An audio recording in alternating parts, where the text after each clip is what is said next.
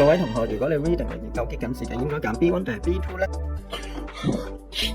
其實你值得咧去睇晒呢段嘅 reels 嘅。事關咧最近咧有一啲唔專業嘅日校老師或者係補習老師咧係咁叫大家 reading 一定要揀 B2，原因係 B2 咧係最高分數咯，正正 B1 咧最多咧只可以攞到level 4，同埋咧 B1 咧要攞到合格嘅分數咧其實係好高嘅。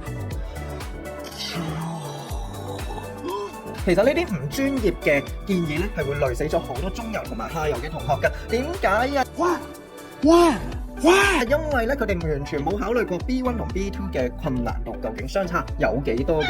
B1 其實咧個程度咧就係去到中三 level 嘅啫。如果擺落去一啲 Band 1A 嘅名校啊，甚至咧佢哋係 Form 1到 Form 2嘅同學仔已經可以做到個 Level 3或者 Level 4嘅分數翻嚟嘅。所以 B1 絕對唔係陷阱，而係中游或者下游同學嘅一個嘅救星嘅。我手上有大量嘅例子話緊俾大家聽咧。